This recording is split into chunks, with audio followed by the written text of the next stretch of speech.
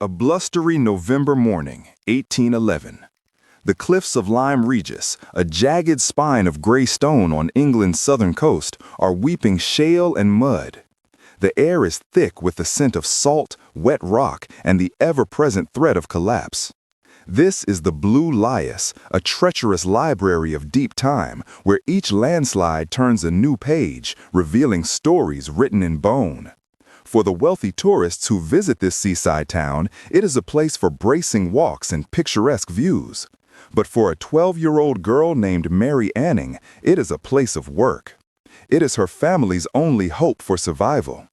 Clad in worn, practical clothes, she moves with a knowledge of the terrain that belies her age, her eyes scanning the shifting earth, not for seashells, but for the curios her father taught her to find before he died.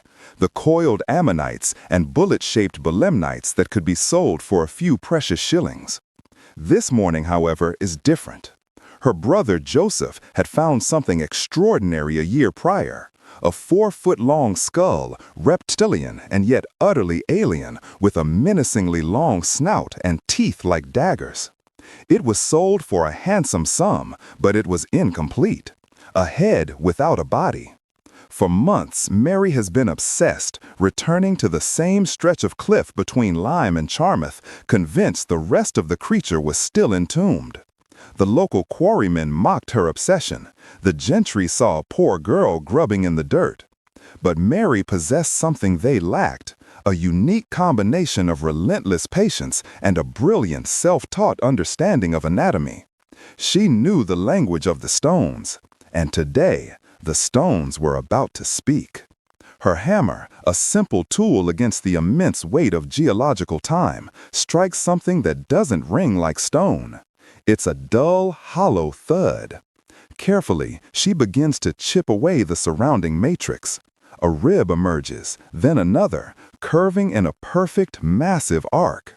The work is painstaking, a dangerous dance with the unstable cliff face. For weeks, then months, she toils, often alone, hiring men with her meager earnings to help her carefully excavate and transport the massive slab of rock. Finally, it is revealed. Not just a few bones, but a near-complete skeleton, 17 feet long, with a vertebral column like a string of monstrous pearls and paddle-like limbs. She has unearthed the first complete ichthyosaur skeleton, a creature that swam in ancient oceans when the very ground she stands on was tropical seabed. This was no mere curio. This was a monster from a lost world. The discovery sent shockwaves through the nascent scientific communities of Britain and Europe. It was a physical refutation of the prevailing belief in a static, divinely created world. How could a creature so immense, so perfectly adapted, simply cease to exist? It was a cornerstone for the terrifying new idea of extinction. The fossil was sold for £23, a fortune for the Annings, but a pittance for what it represented. To Henry Host Henley, the lord of the local manor. He, in turn, sold it to William Bullock, a London museum owner, who put it on display where it caused a sensation. The sea dragon of Lyme Regis was discussed in lecture halls, written about in journals, and marveled at by the intellectual elite. Its discovery was hailed as a triumph for British science. The world saw the monster, a testament to a forgotten age. They saw the wealthy collector who bought it and the esteemed naturalists who debated its origins. But Mary Anning's name was conspicuously, almost surgically, absent from every public account. The applause rang through London's hallowed halls, but on the stormy coast of Lyme Regis, the girl who had single-handedly rewritten prehistory was left standing in the silence. Was this erasure a simple oversight, a byproduct of her youth and class? Or was it the first chapter in a story of systemic theft, a pattern that would define her entire life? That calculated silence was not an oversight. It was the system functioning as designed. Following her groundbreaking ichthyosaur find, Mary Anning's shop became a quiet mecca for serious fossil collectors. While the London elite debated her discoveries, she was back on the cliffs, her hammer and basket her only companions, her singular focus on wresting more secrets from the stone. The work was perilous and unforgiving. In 1833, a landslide nearly killed her, instead taking the life of her beloved dog, Trey, who was always by her side. Yet she persisted, driven by a scientific curiosity that burned brighter than any desire for fame, a fame she was continually denied. In 1823, she made a discovery that would challenge the scientific establishment even more profoundly than the first. It was another marine reptile, but this one was bizarre, almost unbelievable. A small reptilian head atop an impossibly long snake-like neck, attached to a turtle-like body with 4 flippers. This was the first complete plesiosaurus. When the specimen reached London, it was met with immediate high-profile skepticism. The great French anatomist Georges Cuvier, the undisputed authority on comparative anatomy, publicly declared it a fake, an ingenious fraud combining the bones of different animals. The accusation was a serious threat to Mary's credibility, the only currency she truly possessed. A special meeting of the Geological Society of London was convened to settle the matter. It was a scene steeped in irony, a room full of wealthy, formally educated gentlemen debating the authenticity of a discovery made by a poor, uneducated woman who was, by the Society's own rules, forbidden from even entering the building. The geologist William Conybeare presented Mary's case. He didn't just have the fossil, he had Mary's meticulously detailed anatomical drawings and notes passed along to him. Her observations were so precise, her understanding of the creature's structure so complete, that they systematically dismantled every one of Cuvier's objections. The evidence was irrefutable. Cuvier, in a rare act of intellectual honesty, admitted his error. Mary was vindicated.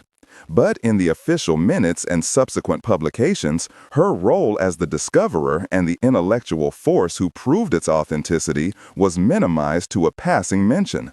She had provided the ammunition, but a man had to fire the gun. This pattern became her reality. 5 years later, in 1828, she unearthed the first pterosaur skeleton found outside of Germany, a delicate winged reptile that confirmed the existence of flying creatures in this ancient world. Again, the fossil was sold, and the credit for its scientific description went to a man, the Reverend William Buckland of Oxford University.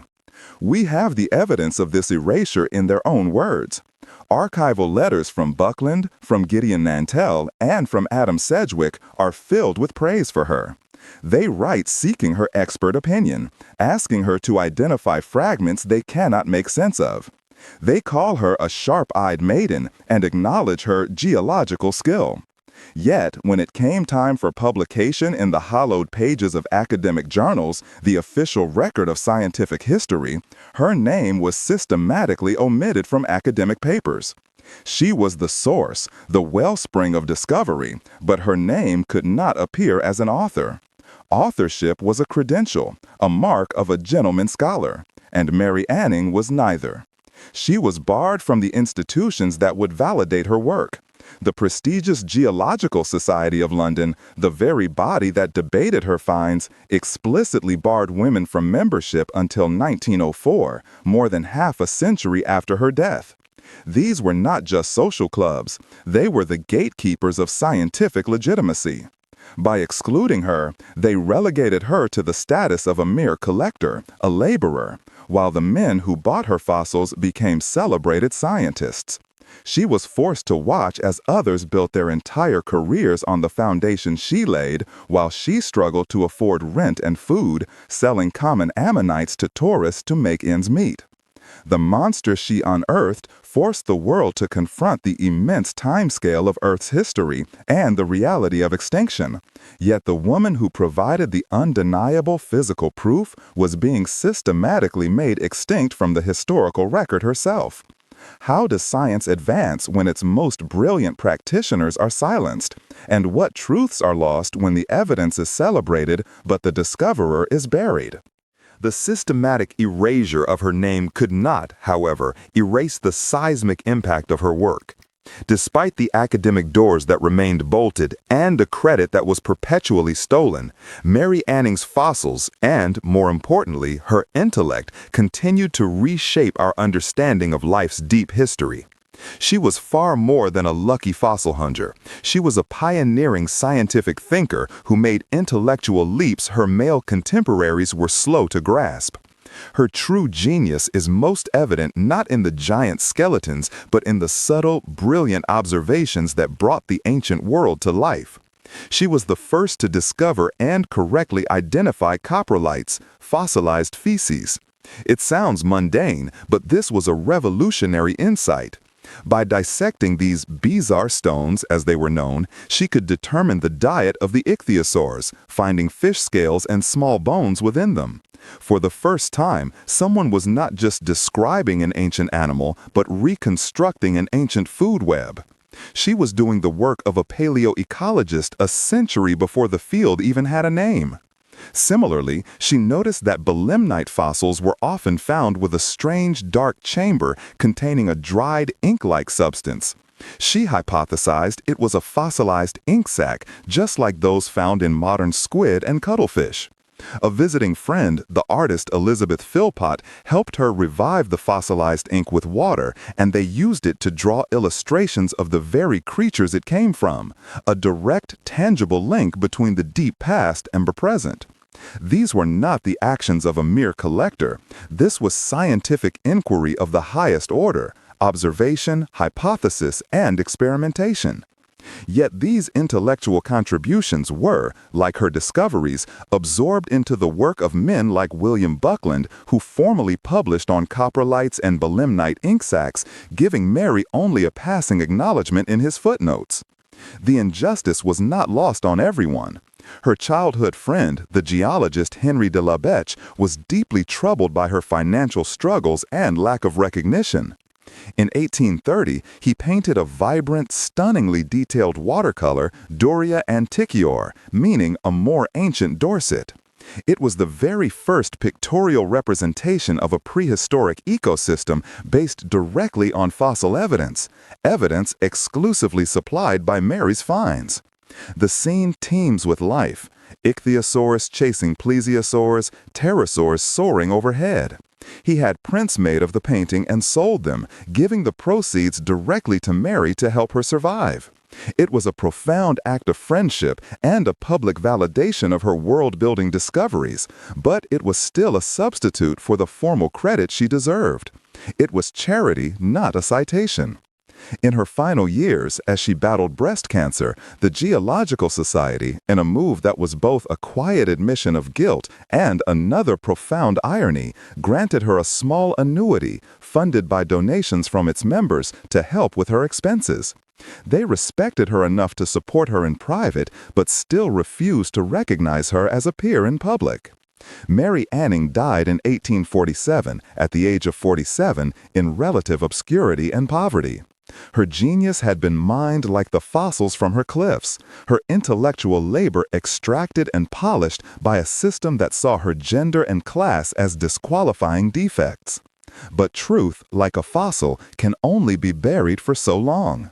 Today, her legacy is being unearthed. She is finally and rightfully recognized as a foundational figure in paleontology. Her story serves as a stark, powerful testament to the Matilda effect, the systemic repression of the contributions of women in science. Her work underpins every dinosaur documentary we watch, every museum hall we walk through, every textbook that illustrates the magnificent creatures of deep time.